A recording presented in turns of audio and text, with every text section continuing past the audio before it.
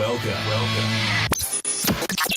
to Lighting for Profits with Ryan Lee, your number one source for all things landscape lighting. From lighting design, install, sales, and marketing, we discuss everything you need to know to start and grow a successful landscape lighting business. What is up? Welcome to Lighting for Profits. I'm Ryan Lee. I'm your host of Lighting for Profits, and we discuss everything you need to know about landscape lighting.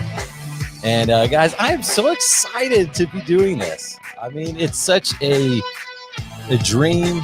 It's awesome. I just got a text from Darren. Darren's listening, so I'm glad he's on. If you have a chance to listen to the weekend review every Saturday morning, a bunch of us hosts get on there and talk about things that we did this last week, things that we got coming up.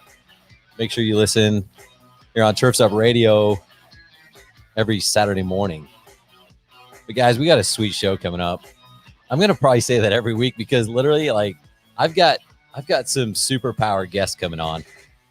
And if you are looking to grow your lighting business or you're looking to get into landscape lighting, this is the place to be. This is absolutely the place to be because we're going to be having some awesome guests on here. It's not just about me. It's about the community. And I'm going to be having so many different types of guests on. Some people I'm not going to agree with what they say, but you might really like it. So I'm excited. Today we've got a really special guest. Andy Thomas. Okay. Andy Thomas owns his own landscape lighting company, Viewpoint Lighting. Check it out. If you're watching on Facebook or YouTube, everything's backward on my camera. Viewpoint Lighting in Sacramento, California. But he's also not only a member, but the president of AOLP, the Association of Outdoor Lighting Professionals. So super stud. He's going to be with us. He's like a master tradesman. I mean, this guy knows everything about lighting. And I'm super envious of that. So if you guys have any questions, I don't think I told him about this, but I want to do like Stump Andy, Stump the President or something like that. So any questions, put them on Facebook, put them on YouTube. We'll put them on the spot and see if we can stump him. So it'll be easy to stump me. Just ask me about like something simple. And I'm like, wait, what's beam spread? So guys, before we get started, I want to just give you a quick reminder of some excellent resources that you can take advantage of. Some are free, some are paid. Of course, you're here live on Turfs Up Radio, Lighting for Profits. So join me every Tuesday at 5 Eastern. If you miss an episode or if you missed one of the previous ones, the good news is Lighting for Profits is now on all the podcast networks. So Apple, Google, Spotify, Amazon, wherever you listen to your podcasts, where all the cool kids listen, go there and download, subscribe, whatever you do, just do it and listen, because I'm telling you, like, there has been already some knowledge dropped, and today there's going to be even more. So go download the podcast, subscribe. And if you subscribe, you actually get access to the podcast before others do. So go ahead and do that. Help yourself out. I also have Landscape Lighting Mastermind. It's a free private Facebook group. Just go ahead and request access there, and I'll let you in. And again, just other professionals in there. So if you, it's a different Facebook group than just like posting pretty pictures and stuff. I'm designing it to be really helpful. So I'm going to be more proactive in there and providing free trainings and everything else. So make sure it's Landscape Lighting Mastermind in the Facebook. And then of course on YouTube, you can find me Landscape Lighting Secrets. And then also coming up next week, I do a monthly Lighting for Profits training webinar series with Ryan Jaso, the lighting boss. We do that every month and we pick a different topic. This next month is branding. And we're going to talk about how important branding is and some things that you guys can do and implement today. Some of them don't cost any money that you need to implement today in order to make sure you're maximizing the leads that you're getting in your business. And then those are all free. I mean, those are all just nice free resources. But of course, I do have Landscape Lighting Secrets. I'm in the Landscape Lighting Secrets studio right now. But just go to landscapelightingsecrets.com. You can actually download a free case study and schedule a free strategy session with me. So if you want to talk business, if you want some guidance in your business, that's where you're going to want to go, is Landscape Lighting Secrets. It's for both the existing landscape lighting business, if you're already up and running, But it's also if you are a landscaper or a Christmas light guy or whatever it is, and you want to add landscape lighting and you want to be a serious landscape lighting professional, you want to add that to your business. I go over lighting fundamentals. I go over what fixtures to use. I go over where to buy them and how to design and how to install and everything else. So a lot of good resources out there.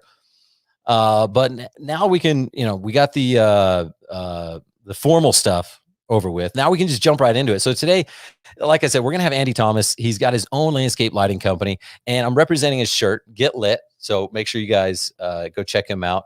Viewpoint Lighting in Sacramento, California.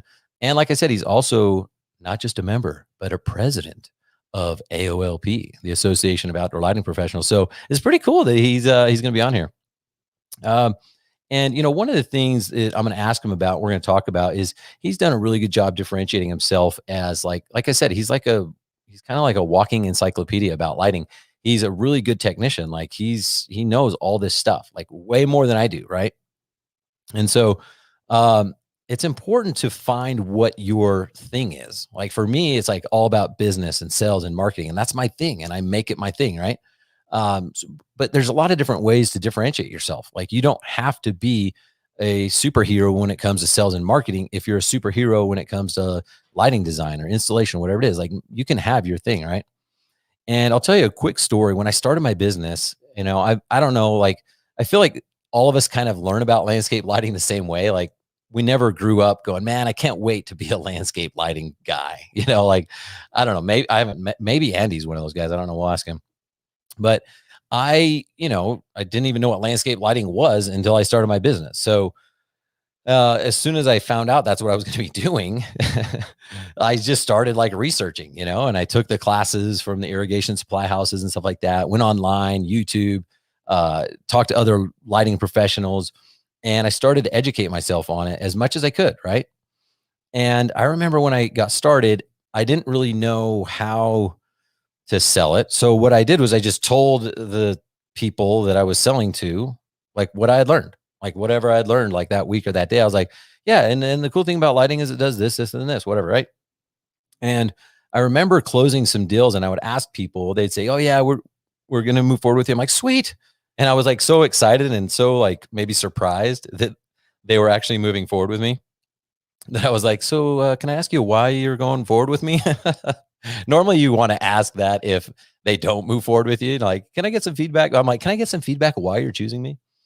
And I seriously, I must not have been very confident in myself, but I asked them that, and they're like, oh man, we just really felt more comfortable with you. We liked you better. We felt like you knew more than the other guys. And I'm like, oh, did you say I know more than the other guys? Because some of these companies, they had been around 5, 10, so one had even been around 15 years that I was bidding up against. And here I am, I got like 15 hours into the industry, but they felt more comfortable with me because I knew more. And so, use whatever you can to your competitive advantage. At that time, did I know more? No, there's no way I knew more than these guys, but I was willing to take the time to educate my clients. And that's what won me the bid. So make sure you're finding whatever it is about you that makes you special, and make that one of your selling points. Make that one of your, that's one of your competitive advantage. So use what you got. Guys, I do feel bad because I promised you last week that this week I was going to do this special segment. And then last week I forgot that I was going out of town. My kids had spring break. So imagine that. I forgot that I was going on vacation. And so I'm going to do my special segment. I've got to record. I've got to do some prep work and stuff like that. So I'm actually going to do it this week, and then we're going to air it next week. So I need to commit to you. I need to commit to myself that I'm going to get that done. But so sorry about that I broke a promise and stuff. But so yeah, I was down in Moab, southern Utah, really pretty. You got a bunch of slick rock, which you can go off-roading, mountain biking, all sorts of stuff. We didn't mountain bike, but we were down there, and I took a few days off, and it was a lot of fun. Like, it was good to get away. And one of the things that I've always struggled with is compartmentalizing like work and family. If I'm on vacation, I have a hard time enjoying myself because I'm thinking about work. And I'm thinking about like, well, gosh, what am I missing out on? Or when I get back, what do I got to do? So That's just a good example of what not to do. It's a good way to ruin a vacation. But I'm getting better. But I still have that problem. So, one night I was sitting there and I was just thinking about work. I'm like, what am I doing? I told myself to not think about work, but here I am. And my mind kind of wandered, and it started thinking about what's taken me to where I'm at today, and what's taken the successful people to where they're at, and what things I'm struggling with and where I need help and stuff like that. And I started thinking about commitment and productivity. And because I've got this to-do list that's like, I don't know how many pages. It's just a ton of stuff that I've got on my to-do list. And I don't know, do you guys do to-do lists? Do you guys make these lists? I do it, and I think it's important to do, but the problem is sometimes it just gets so big and then it gets overwhelming. And then what happens is you have the tendency to just kind of like pick the easy ones, or the ones that you like. There's the stuff that you need to do, but you don't want to do. So somehow those get like down the list. And sometimes you just tear that out and like forget that it's on there. That's what's happening with me right now. Like in my business, I'm trying to grow this business, trying to grow my brand. I'm doing all this, right? And I'm finding myself being busy versus being productive, right? So at the end of the show, I'm going to go over some tips that I've got. And I'm not sure if they're tips for you or tips for me because I need to start reapplying them. I've used them in the past and they've really helped me. So I'm going to recommit. If you guys will recommit with me, that's going to be for both me and you at the end of the show. And maybe we'll pick Andy's brain a little bit when he comes on. So that's what I want to talk about is at the end, like I said, I'm going to talk about being busy versus being productive, because I know I've seen it. Even when I hired sales guys, they would be really busy. Like they'd be doing stuff all the time. It's not like they were just lazy or sleeping in or whatever, but their sales weren't quite where they should be. And it's because they were being busy, not productive, right? And I see it in my own life too, when it's like, when things aren't where they should be, I've got this expectation. I'm here, they should be here. It usually comes down to that. It's usually because I'm being busy, not productive. So we're going to go over some of my tips that will help you guys and help myself be more productive, because that's what it's all about. I mean, we've got to keep moving forward. We've got to be productive. Otherwise, we're going to just get stuck in a rut and we're not going to really be happy. Like you need progression in order to be happy. So, all right, guys. Well, listen, we're gonna take just a short break, and then when we come back, we are gonna have my good friend. Now, I hope he's still friends with me, because we hung out recently, and I hope I didn't offend him. But good friend Andy Thomas, he owns Viewpoint Lighting in California, and he's the president of AOLP. So we're gonna pick his brain. If you guys have any questions, go on to Facebook, go on to YouTube. Think of any question. It doesn't even have to be a real question, just a fake one that he thinks is real, so we can stump him. So do me a favor and help me out. It's 5:13 Eastern here on Turfs Up Radio, Lighting for Profits. We'll be back in just a minute.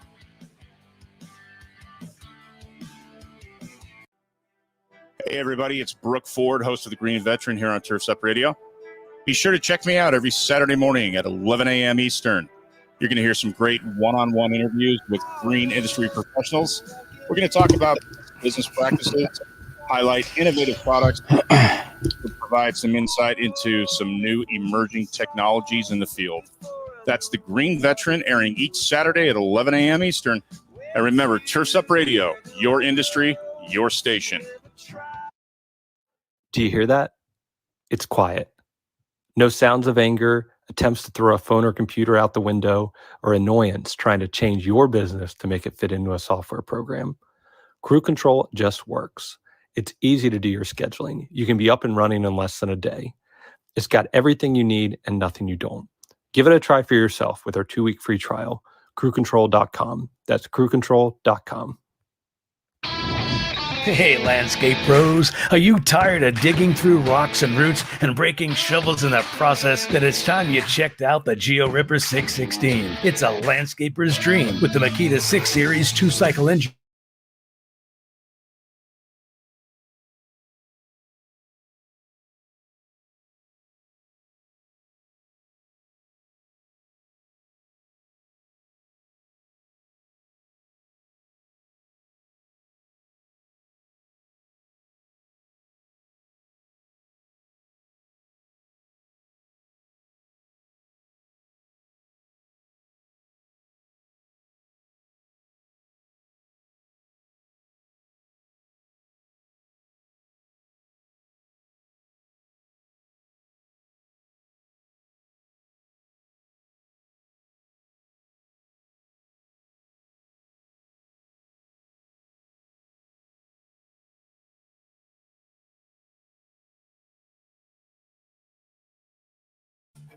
And now you can hear me on Facebook. I had myself on mute just so that you couldn't hear me heavy breathing during the break. But, I'm just still figuring this out. It's only like week 3 or week 4. So that's the power of live radio, live shows. But, guys, I want to welcome a special guest.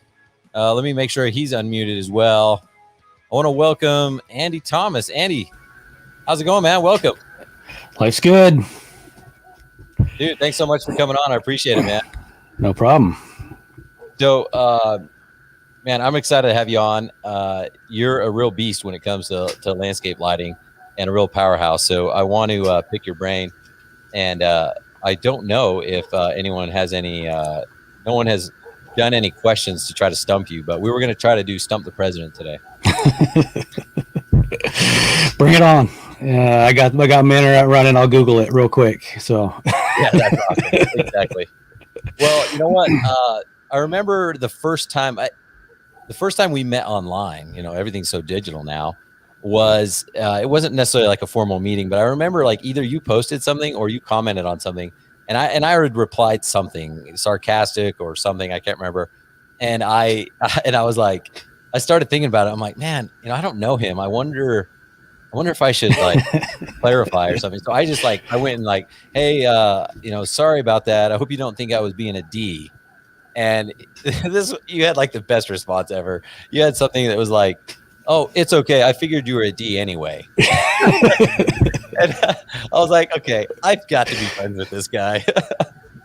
Yeah, I mean, there's no point in getting my hackles up, and I got a really thick skin, so I'm a grown man. I can take it, and I can dish it out as well. So yeah, bring it. That's what I loved about it. I was like, you know what, he's taking it and he's dishing it out, which that's where I was like, okay, mad respect. I need to get to know him. So, well, thanks again for coming on. I know a little bit about your background, but if you would just kind of fill us in. I know the cool thing about you is you're a lighting contractor now, but you've got background in distribution. You worked for a manufacturer. Like, you've kind of seen all the facets. I don't know. You've seen all the areas of landscape lighting. So just give us a quick intro of yourself. Yeah. I came up on the landscape side, working for my dad doing sprinkler repair as a kid. That kind of got me into working on the distribution side. My brother was working at Ewing, and I was looking for a job. He's like, I'll talk to the manager down in San Carlos. Maybe he'll get you on. Got hired on there, worked in distribution for a while. Couple different stores, learned what I could. Knew that wasn't what I wanted to be when I grew up, but I wanted to go to college to do my thing. So that paid my way through college, and then parlayed that into slot at FX Luminaire. I was a technical services rep there, doing demos and warranty work and sales and counter days at the distributors where I had been working before. And then when that ended, unceremoniously, they cut me loose, and I went to look at getting hired on for one of these landscape contractors that I'd been, selling to and helping out. Just said, hey, I want to work for you guys. And they said, well, we have a lighting guy. And I said, yeah, I know. My last job was to go around and fix all his stuff. So, nobody wanted to hire me. So I was like, screw it. I'm going to go see if I can do my own thing. So that's what I did. I knew enough to be dangerous. And I knew that it was fun. I liked working outside. I liked the creative aspect of it. So I said, I'm going to give this a go. Luckily, I was in a place financially with my family that I could say, let's try this, and made it work. Yeah, that's awesome. I really think it's cool because, like I said, when I came into the industry, I didn't even know what landscape lighting was. You kind of had that groundwork. And so one of my questions I want to ask you is, when did you know you wanted to be a lighting guy? Was that when did that happen? I had an interest in lighting. Lighting was always more interesting than sprinklers to me because, sprinklers are not that sexy. But I think it was, when I was working for FX, working, 8 a.m. until 1 a.m, doing, setting up and walking through demos and then tearing it all down. It was sometime at that 1 a.m, packing up the Wonder Wagon with all those demo lights. I said, you know what? I want to do this for the rest of my life. It was, I liked parts of it. I didn't like other parts. I didn't like the sales part. I was a bad salesman. That's why they cut me loose. But I liked the technical part. I liked, twisting wire nuts and aiming lights at trees and seeing what magic it made. So that's when I got my taste of it and said, I think I can make a living at this. So that was the moment. Yeah. And for, being terrible at sales, you're doing pretty good, right? I've been working on it for 15 years. So, I had to get better at it. It couldn't get any worse. So one of the things that I respect and admire about you is the ability to grow a mustache and beard. But what happened to that thing? You didn't trim it for me, did you? No. The deal was when the kids go back to school, I would shave it off, and I don't know. But then they said my head looks funny if I don't have a beard, so I maybe should be growing it back. So we'll see. Well, I mean, look at me. I literally just shaved like 2 days ago, and everyone's like my family just laughs at me. I'm like, I love you too. I'm not sure. So, yeah, I don't know. Well, kids like to tell you how it is. So they say, I shaved it off, and they said I look like a tomato. So it's like, all right, well, I guess I'm growing it back. So this is actually regrowth, is it? I trimmed it down, and then it wasn't completely gone, but yeah, it's going to come back. Yeah. All right. I mean, that is one of the things I admire about you. But what I was going to say was that you're just one of those guys that's really serious about lighting, and you're so serious that you might even get offended that I'm not even taking it serious enough. You know your stuff. It's like if I put like a 60 degree when it should be a 40 degree, I feel like you might come punch me or something. But I think it's awesome. Like, you really know your stuff. But why is that important to you to really know the technical details of everything when it comes to lighting? Well, I mean, to do anything, you kind of have to know enough to do it. If I'm going to do anything, I want to be able to do it well, and I can't do it well if I don't know, the basics. And then once I learn the basics, then you take it to the next level, and then the next level. It's interesting to me, the troubleshooting and the art of it. All of this stuff is interesting. The design aspect of it, I love all that stuff. So I want to learn more. I think that's the big part of it. Is I'm internally motivated to learn more about it. Versus, externally motivated to make a buck. If I won the lottery, I'd probably still be doing what I'm doing. I just wouldn't have to charge as much. I kind of joke that it became a profitable hobby. It has to be that hobby first. For me, it's a hobby first. It's something that I'm passionate about, and then I just happen to be able to make money at it. There's two camps. There's the people that know how to run a business and know how to do all the marketing and sales and are just looking for a trade. And that's the category that you fell into. Was I want to run a business.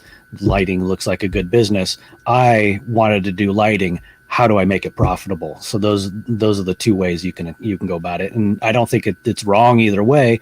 The guys that know how to do the business part usually make more money, but their lighting sucks. I have good lighting, but I can't make a buck. So. That's so awesome. It's so awesome to be true. And I love it because that really is like, for me, I was like really, and what's weird though is like I am super passionate about lighting.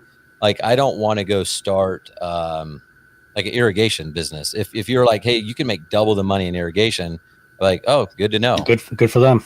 Yeah, like, I really do love lighting, but I just, for some reason, I'm not drawn that same passion about like understanding like how a driver works, or like if I'm pretty happy with a product, I probably won't go research a new one just because I'm like, well, it's working really well, Right. But you're right. There is those two different camps. And I think that's one of my goals with Landscape Lighting Secrets is I'm trying to at least help people with what I know. Like, if I can help people like you really elevate your marketing and sales so that you can really help more people get your awesome lighting, then that would be a win, right? And then I'm also trying to work on myself because I'm not that expert. And what I'm trying to do is bring people in like yourself to do those trainings and stuff, because I think it's important. I don't think that, like you said, one is necessarily more important than the other. If in order to have a really complete business, you need it all.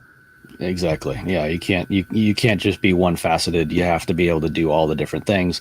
Or if you can't do it, hire somebody that can, and bring them into your crew. And if you know how to run a business, hire a technician to do the install. That's fine. That's a perfectly normal way to do it. I need to get to the point where I'm can bring somebody in to do all the office stuff, so I can clean up this mess behind me and get back to doing what I need to do. Yeah, and you're totally dead on. I mean, I think it's E-Myth that talks about that, where he talks about, you have your technician, your manager, your entrepreneur, and just, it's okay. You could still be a business owner and be the technician. Just need to hire those people that you're not either good at it or you don't want to do it. Right. Yeah. So what do you think is more important? One thing I wanted to ask you is quality fixtures or quality connectors, or is there something else that's more important when it comes to installing a quality lighting system? Well, I'm a firm believer that there are such thing as dumb questions, and that's a dumb question. So no, why do you have to choose? What's more important? They're both important. They're equally important. Everything is important. You can't have a lighting system with great splices and your fixtures fall apart, and you can put in the best fixtures, but if your splices aren't any good, it's all going to fall apart. You're building a chain, and that weakest link is going to shut it all down. So if your fixtures are no good, your installation's no good, the splices are no good, the product's no good, the sales are no good, the management of the company and your managing your pipeline is no good, it's all going to fall apart. You have to have at least some proficiency at all of that. I think you have to use the best fixtures that you can afford or the clients are willing to pay for, and then you have to have the best splices and the best components. Otherwise, the whole thing falls apart. The wheels fall off. You don't want that. Yeah. No, and I completely agree with you. I think it even comes down to the transformer. I mean, and the reason I ask you that is because I've seen systems out there, and I've seen people even posting about stuff or whatever. They'll have like really nice fixture, but then they'll cheap out on the connections or the transformer. Right. Or they'll have like, nice connections or whatever, but they're just using cheap fixtures. And I'm like, I'm not sure what they're trying to achieve there, but to me, I agree. I think it comes down to just not knowing. I give them the benefit of the doubt, and that they don't just don't care. But most people try something until it comes back to burn you. Especially with fixture choice. I mean, I've gone through a lot of different manufacturers, a lot of different styles of light. And you don't know it's bad sometimes until year 3 or 4, and then these things start failing on you, and you're like, well, shoot, now I've got 4 years of product out there, and I got to go back and warranty all this stuff or swap it out, and apologize to your clients that I went down this road and I should have gone down the other road because these things suck. So you can only do what you can. Of course, you can't listen to the sales guys. The sales guys are going to tell you it's the greatest thing since sliced bread, because they just want to sell more lights. But you don't know often until, especially with a lot of these things, you don't know if you're going to have a bad splice until year 5, year 6, and then all this stuff starts failing, and then it comes back, and by then it's too late. Yeah, 100%. So I wanted to ask you too. In Sacramento, there's several lighting companies. I mean, I know there's like 4 or 5 that I know of, which means there's more than that, but 4 or 5 decent size, I would say. How do you make that work? Do you guys? I feel like you guys don't like hate each other. So how does that work in that market? Well, every morning I go around, slash their tires, and light their trailers on fire. That's how I make it work. Okay, that's good to know. Do you have like a checklist, a download that we could, listen to, send to all of our listeners? These are hot tips. No, I mean, I get along with all these people, and most of them, I mean, I think I know all the lighting companies around. They've all been around. I get along with them. They do good work. And so, I can't, of course I, shouldn't badmouth them, because it doesn't make me look any better badmouthing somebody else. But somebody calls me up and says, hey, can you come out and talk lights? I come out and I talk lights with them, and I say, who else are you talking to?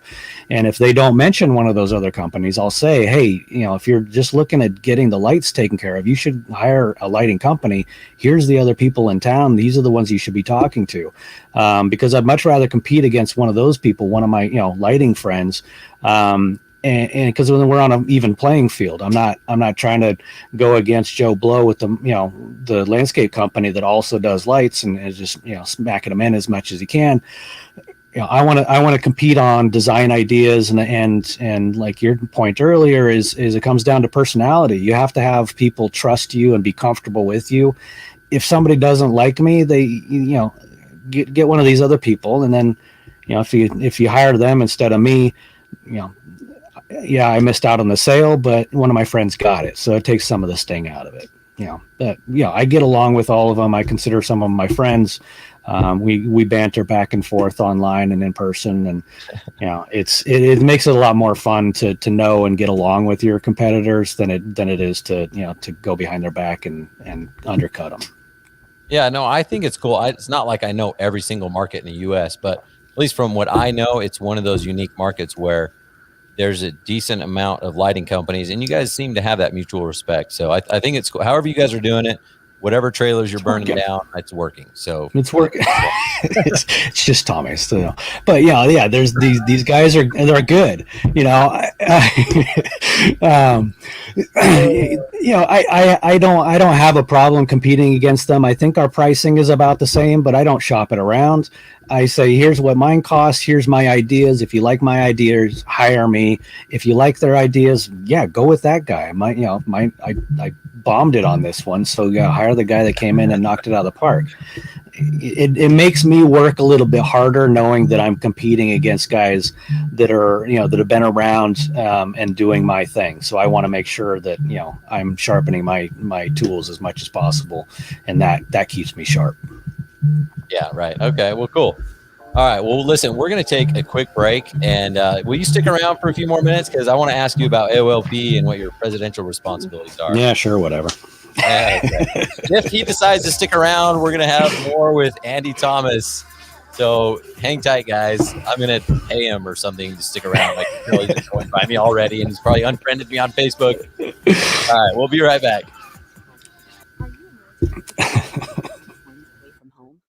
Did you know that?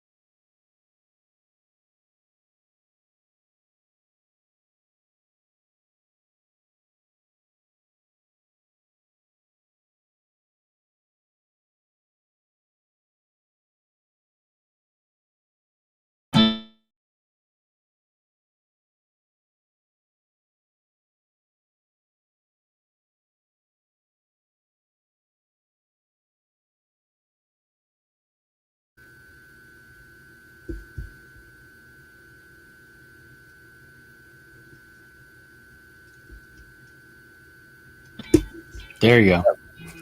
Still having issues apparently with technology. Apparently, I just need to go to school for radio or something. Push the button. I've got so here's the thing. I've got 2 mic buttons. I've got one that's going to like Facebook, YouTube, all this, where you can hear me. And then I've got another one that goes to the radio. And so I unmuted one and forgot the other. it's probably going to take me a couple years to get this down. But at least I have you to help me, pointing at your ears like, hey, moron. If it was easy, everybody would do it, right? So I guess I'm the only one willing to make a fool of myself, so here I am. it's entertaining, So let's talk about AOLP for a few minutes. I know just recently you became president. So how did that happen? There must have been some sort of election fraud, or how did you do this? Yeah. So, I've been involved with the AOLP for a while. I got elected to the board a few years ago. So the way our organization goes is you're elected to the board. It's a seven person board. And then internally, once you're on the board, the board members decide who gets to be president, vice president, secretary, treasurer, and all that. So, I was vice president under Michael Dio, who was awesome. Ran a really tight ship and kept everything going in the right direction. And then he stepped off the board, and then I got pushed up into the president slot. So you just paid the other board members, is what it was. No, I didn't pay them enough to tell me to not be president. Oh, okay. That's how it works. It's they asked for volunteers, and I didn't step back fast enough. That's okay. Okay. Go ahead. Let's talk about AOLP. Like, what are the main one or two reasons why someone should join? I know it was one of those things where I never really knew much about AOLP, and so I'm hoping to kind of get the word out on the street that the organization exists, and then two, like, what if someone's looking to get into landscape lighting or someone's already in it? Like, what are the reasons that someone should join?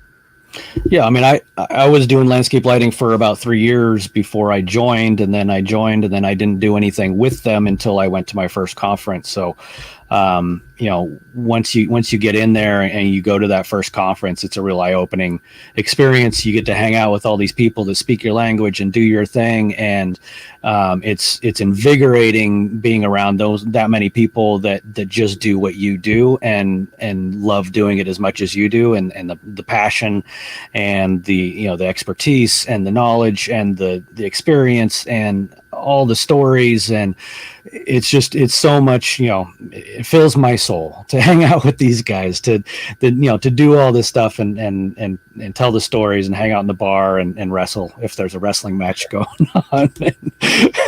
And you get to, get in on the inside jokes that everybody's popping around. So, there's the stuff that, there's a whole sheet of reasons why you should join the AOLP, the networking with the people that are doing it. You get access to the distributors and the manufacturers that are producing this stuff, putting the product out. They're using us as a testing board, and we get to, go to the conference, go to the expo, and you can pick their brains and bang their lights on the table and do all the things that you want to do, to learn more about it. And then we've got the 2 different certification programs, which are huge, to really take you from, I'm a lighting guy kind of trying to figure it out, to, oh no, I actually know what I'm doing. And that's, again, back to your point of confidence when it comes to selling. I think that's why I sell as many jobs as I do, because after I passed the certified low voltage lighting technician exam, that was crazy. Getting through that, proving that I know what I'm talking about. Now I can sit down with a homeowner and say, well, look, this is everything you need to know. I will take the time to educate them and say, well, this is why I do it this way. This is why I can put a 10-year warranty on my install, because I'm using these splices and these fixtures and buying my stuff from distributors and manufacturers that I've got a direct line to through the AOLP. I know these guys. I can call up my manufacturer and say, hey, this thing's screwed up, fix it. They do. It's nice to be able to pull that weight around. So that's one of the big things, is networking with the big wigs at the conference, and then taking that offline and going into Facebook and the groups and being able to chat it up and continue that throughout the year. There's a lot of different reasons, and I didn't write them all down. Well, I expect a list by the end of the night. Okay. But I think a couple of things you hit on are really cool. Like, there's all these relationships that are formed at that conference, that now there's people across the U.S. that you kind of gravitate to people who you like, and then wrestle people that you don't like or whatever. Oh, they like each other. I didn't get to that, but I did hear about that. But that's cool is because then like if you get in a jam or you just need to like vent or whatever, like most people don't get us. They don't talk our terminology. They don't like what frustrates us doesn't frustrate your neighbor. They're like, okay, can you go inside now? Like I don't care about what happened to you at that lighting appointment. But when you can like talk about it with other people, that's really cool. So just to be able to form those relationships, I think is worth it on its own. But then I know like at conferences like that, you come off like with a really high and you hear about these other success stories and you're like, that guy's doing that well. Or whatever, so then you're like motivated, like, dude, I could totally do this. And I see people just like crushing it and growing their business for like months after. And then, after a while, it's almost like you need conference like every month, which that would be too much, but because it really does, it gives you that boost, it gives you that high and gets people kind of high enough to be able to coast down momentum for several months at least, right? Right. It is a huge high. And then, you also, see the pictures that people are posting online or through our awards program. And then you go to the conference and you're like, man, these are great pictures. Oh, wait, that guy's here. I can talk to him. And you talk to these guys and they're like, here's how I did it. Here's the product I used. Here's the problems that we had. And you just come out of those things, guys like, Tim Ryan and Joel Mayer and all these guys you're going to have on your podcast at some point, you can actually talk to them and say, hey, that one picture, how did you light up that one tree? And, if they can't bring it up off the top of their head, they'll say, oh yeah, I'll send you all the specs, that kind of thing. Being able to make those connections. And then I get calls from guys all around the country, just call me up. It'd be like a Tuesday afternoon and it's, Jimmy Kidd calling from Santa Fe. What the heck are you doing in Santa Fe? You live in Kentucky. He's like, dude, help me out on this. I'm like, all right, let's get through it. So, I love getting those calls. I love being able to help out people. And I love to be able to have those guys to call and say, hey, I know you did this one project with this one product. What tell me about it. What was good, the good and the bad and the ugly. And the organization is where you make those connections and form those bonds and get your Rolodex built up. Yeah, honestly, that's one of the things that I love about AOLP and the lighting community. There's a lot of guys. I mean, you're one of them that are just willing to help. And I mentioned. You just talked your competition up in your local area. You know what I mean? So. You're willing to do that. You're willing to take the time. And it's not like you're like, okay, well, I just started the clock. I'm $150 an hour. Like you're just helping just to help. And that's so valuable because you can figure stuff out on your own. I mean, I've even had people that are like on the fence about joining my program. And they're like, asking like, well, do I need to? I'm sure I can do it. It's like, yeah, I'm not anything special either. It just took me 12 years to figure a lot of stuff out that I can teach you in 30 minutes. Right. So it's like, you can, but there's all these people that are willing to help. So why not take advantage of that and ask them, what did you use? And I've noticed that a lot of people, when they're getting into lighting or that's one of the things with confidence is they don't know like what fixtures to use and like, what do I put here? And why would I use that? And stuff like that. So conference and just being in AOLP, even in the private Facebook group, being able to ask those questions and be like, what would you guys use here? And all of a sudden you get a bunch of different people giving you their input. That's super, super valuable. Yeah, there's a couple different Facebook groups out there, but a lot of them are open to homeowners or tinkerers or landscapers or whatever, and we don't want to give away our secret sauce. You join the AOLP, you get into the AOLP private group, and that's where people are like, all right, here's what I did. Here's what you use. Here's a video on how I put it together. There's guys out there that are doing that, but if you really want to know, what's the good stuff, that's where it is, because those guys are, in the private groups, we're willing to share a lot more than the public ones where people are like, oh, well, that's how I did it. Now I'm going to do it my own. Why hire somebody else to do it? If you got the time, anybody can light up a tree. It's not that hard, but not everybody can light it up like a lighting designer can. And they just don't know what the possibilities are. And we do. We've got the experience, we've got the tools in the toolbox, and we can bang it out. So tell me real quick, and it always goes by so fast. Like your time's already up, man. I got to hit the end button here soon. So if you want to come back on, you can come back on another time. But tell me, I guess, about the trainings. Like, how long do they take? If someone comes to a conference, is that where they do it? Is it over a span of a couple of years? Like what can they Yeah, expect? so the CLVLT for the technicians is you basically register for the test. You get a study guide, which is a book, and it shows you everything you need to know to do all the technical parts. So that's more for the installers and technicians, guys out there doing the install and troubleshoot type stuff. You take you read the book, you memorize all that stuff, and then you sit down through a 4-hour test. It's grueling. A lot of people don't pass on the first try. I didn't. But it's tough. The other one is a certified outdoor lighting designer, the COLD program, which is right now it's a 3-year program, but we're trying to shorten it up. So I think the next class that comes in at conference, it'll actually be you go to classes at conference for 2 days. We do seminars and projects that you work on throughout the year, peer reviewed, and then you come back and present your final project at the second conference. So it's actually a year long, but 2 conferences. And then once you finish that, then it's all good. That's awesome. I mean, it covers both. It covers the lighting design and then also the installation, which are 2 huge components to this. Obviously right. I'm big on like the sales and marketing aspect and stuff like that. And I touch on some of those things, but to be intensive about it and to really have an organized course and everything else, I think it's awesome. So I think it's cool that you're doing it. I think it's cool that you're the president. I mean, I still don't know how you did it, but I accept you as I'm not going to be one of those guys that's like, not my president. No, I try to be everybody's president. I'm trying to be diplomatic, and there's a lot of guys saying some nasty stuff out there, but I'm not that guy. I'll try to help you out, and if I can't help you out, I'll take it offline and say, hey, I'll help you out. Not here. All right, well, cool. Any final advice, words of wisdom, anything that you want to leave to someone, whether they're new to landscape lighting or already around? Yeah, I mean, a lot of the stuff I learned through the AOLP. There's also the Lawn Site Forum, which has just an archive of all kinds of information and arguments relating. But that's a good spot. Good spot to kind of go to get some baseline stuff, and then join the AOLP, sign up for the certifications, come to the conference. We had to do our last one virtual.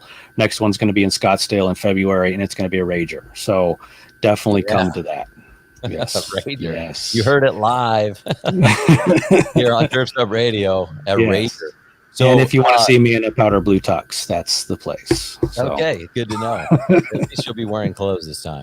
Yeah. Okay. So if someone wants to get a hold of you, you don't have to give out your personal cell phone, but what's your website, your personal website, and then also I think AOLP's website?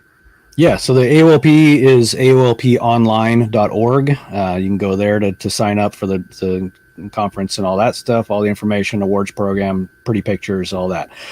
Me personally, you can find me at viewpoint.lighting. And if you can't remember that, just, I'm a lighting guy. I can be your lighting guy. Put in mylightingguy.com and you'll find me too. So there you go. Nice. Well, man, I really, really appreciate you coming on here. Like I said, it's been a blast. It went quick. I was hoping it would last longer, but that's anyway. Okay. So, I really do appreciate you coming on, man, and I appreciate your friendship. Please don't unfriend me on Facebook. Not yet. Not yet. All right. Thanks for everything you're doing, man. I might push the limit to see how much you can get away with before Andy Thomas will unfriend you on Facebook. Before I break, yeah. Go for it. All right, man. Well, thanks so much for joining us. And guys, we're going to just take a quick break, and I'll be right back with my lighting tip of the week to help you guys get your business to where it should probably already be. All right, Andy, take it easy, man. See ya. Hey, this is Jeff Hessler, senior contributor and co-host of the Weekend Review here on Turf Sub Radio. Can't make it to major green industry events, but want to stay connected? Don't worry, we have you covered. Be sure to download the Turf Sub Radio app or visit our website. We'll bring you the live coverage you need to keep you up to date with everything that happens in our industry. And to find out where we'll be next, simply visit greenindustryevents.com. That's greenindustryevents.com. And always remember, Turf Sub Radio, your industry, your station. Attention all veterans. Have you heard about Turfs Up Radio's Jobs for Vets program? If you are looking for a job and you're interested in working in the landscape and snow removal profession, there just might be a company in your local area that is looking to hire. All you have to do is send us your resume at jobsforvets@turfsupradio.com. That's jobsforvets@turfsupradio.com. Turfs Up Radio, your industry, your station. Aha! Yeah! Saturdays, 9 a.m. to 10 a.m. The Weekend Review. The Weekend Review. The Weekend Review. With all of your favorite Turfs Up Radio hosts, including Hecky, Jose, Roland, Daniel. I'll pump you up, Bowles. You are! The Wise Guy, Steve Cohen. He's a big boy. He knows what he said. What'd you say? The Green Veteran. Giddy up. Holly, let's get physical, Bowles. Wayne the Prophet, Bowles, and many more. Join us live as we unpack the week and share what you may have missed live on Turfs Up Radio. That's the Weekend Review, Saturdays at 9 to 10 a.m. right here on Turfs Up Radio. Your industry, your station. Yeah! Oh, yeah.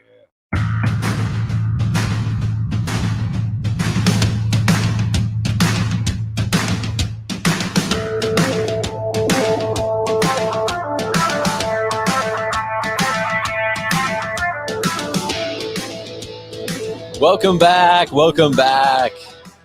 to Lighting for Profits. I'm Ryan Lee, your host here on Turfs Up Radio. It's 5:51 Eastern. If you're just tuning in, you just missed out with Andy Thomas, owner of Viewpoint Lighting in Sacramento, California, and also the president of AOLP, the Association of Outdoor Lighting Professionals. Total stud. He knows his stuff. And he's a good guy. So that was a lot of fun having him on. And I love having guests on, but it goes by so quick. I've got like tons of questions I want to get to, and we only get to like 10% of them. And it goes by super fast. So grateful for him jumping on here. And guys, I want to also remind you, go to Turfs Up. Let me make sure I'm giving you the turfsupradio.com. And then go to shows and podcasts and show schedule, because there's a lot of good shows out there. I mean, not just Lighting for Profits. It's not the only thing on Turfs Up Radio. I know you guys think it is, but there's not. There's a lot of good shows on there. We got Wayne Voles with Profit Time. We've got the Three Wise Guys. We've got the Green Veteran. There's just so many good ones. There's the Jose Show.